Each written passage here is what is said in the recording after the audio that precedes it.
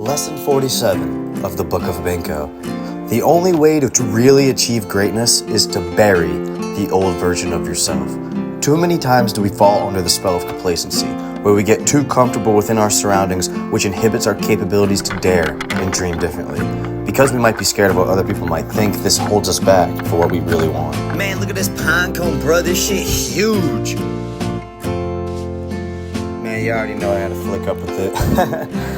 Things die, so new things can be born. Everything is temporary.